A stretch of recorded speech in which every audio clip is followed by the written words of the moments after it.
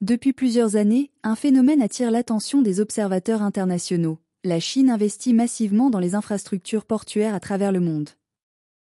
Que ce soit en Asie, en Afrique, en Europe, en Amérique latine ou au Moyen-Orient, Pékin semble vouloir racheter la planète portuaire. Si cette expansion peut être perçue comme une simple volonté économique, elle cache en réalité une stratégie bien plus vaste mêlant géopolitique, influence globale et ambition de leadership mondial. Mais pourquoi la Chine mise-t-elle autant sur les ports? Que cherche-t-elle réellement à travers cette politique d'acquisition massive? Voici une analyse approfondie de cette stratégie.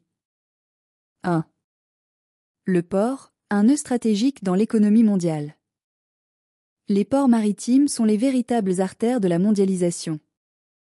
Environ 90% du commerce mondial transite par la mer. Posséder ou contrôler des ports revient donc à contrôler des flux économiques cruciaux. Les ports sont aussi des zones de stockage, de transformation, de douane et parfois de production. Ils représentent des points d'entrée et de sortie stratégiques pour les marchandises, mais également des leviers d'influence économique. Pour une puissance commerciale comme la Chine, qui est devenue la première nation exportatrice mondiale, sécuriser les voies d'acheminement de ses produits est vital.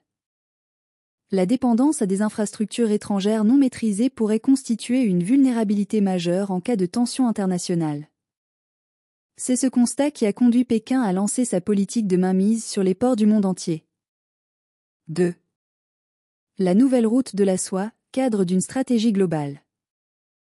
Lancée en 2013 par Xi Jinping, l'initiative Belt and Road BRI, aussi connue sous le nom de Nouvelle Route de la Soie, est le socle de cette stratégie chinoise. Ce vaste projet ambitionne de relier la Chine à l'Europe, l'Afrique et au reste de l'Asie via un réseau dense d'infrastructures terrestres, chemins de fer, routes et maritimes, ports, terminaux. La composante maritime, appelée la route de la soie maritime, repose justement sur l'acquisition ou la construction de ports stratégiques dans les pays partenaires. L'idée est de créer un corridor logistique sécurisé et intégré, entièrement ou partiellement contrôlé par la Chine. 3. Une expansion portuaire mondiale déjà bien entamée. Aujourd'hui, la Chine, via des entreprises publiques comme COSCO Shipping, China Merchants Port ou encore Sheikh China Harbour Engineering Company, contrôle ou possède des parts significatives dans des dizaines de ports à travers le globe. Quelques exemples emblématiques, le Pirée-Grèce. COSCO détient 67% du port du Pirée, considéré comme la porte d'entrée chinoise vers l'Europe. En moins de 10 ans, ce port est devenu un hub incontournable du commerce européen. Gwadar, Pakistan. Point central du China-Pakistan Economic Corridor, ce port est stratégique pour un accès direct à l'océan Indien. Djibouti. Contrôle stratégique de la mer Rouge, Pékin y possède une base militaire, en plus d'infrastructures portuaires. Lomé, Togo, Kribi, Cameroun, Bagamoyo, Tanzanie, la Chine finance ou exploite des ports dans plusieurs pays africains, consolidant son influence sur les échanges africains.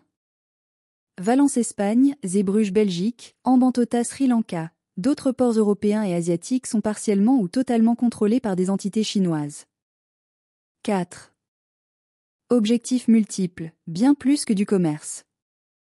Si la façade est économique, les objectifs sont multiples et souvent géopolitiques. A. Sécuriser les chaînes d'approvisionnement. La Chine importe d'énormes quantités de matières premières, énergie, minerais, denrées alimentaires. En contrôlant les ports, elle réduit les risques liés à des embargos, des conflits ou des interruptions d'acheminement. B. Projeter sa puissance à l'étranger. Un port est aussi un point d'ancrage pour des activités militaires, logistiques et de renseignement.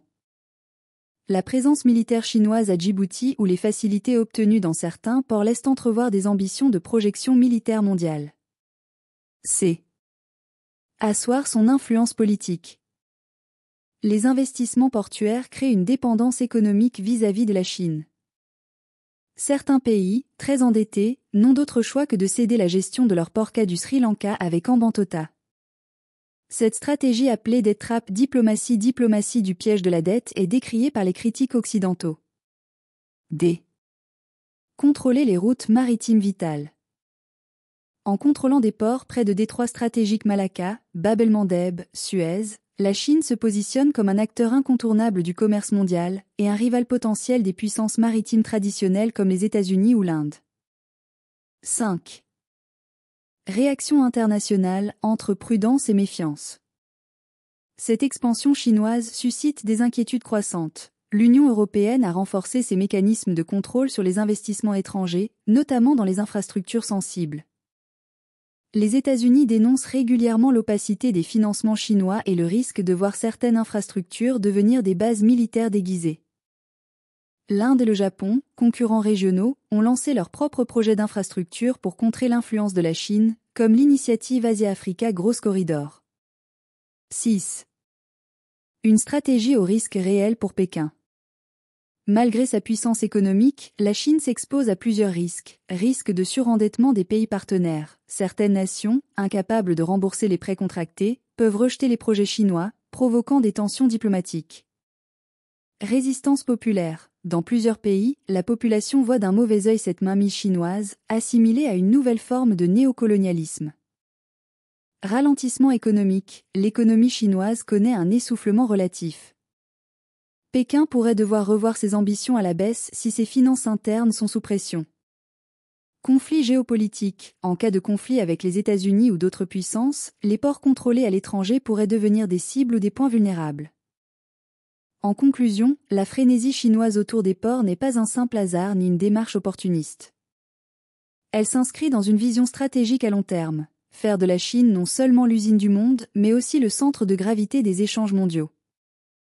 Grâce au port, Pékin projette son pouvoir, tisse un réseau d'alliances économiques, s'assure une influence politique et se prépare à un monde multipolaire où elle pourrait occuper la première place. Toutefois, cette ambition pourrait être freinée par la résistance des puissances occidentales, la méfiance croissante des pays endettés, et les défis internes auxquels la Chine est confrontée. Le pari chinois est audacieux, peut-être risqué, mais il témoigne d'un fait fondamental. Dans le monde d'aujourd'hui, le contrôle des infrastructures logistiques vaut presque autant que le contrôle des armées.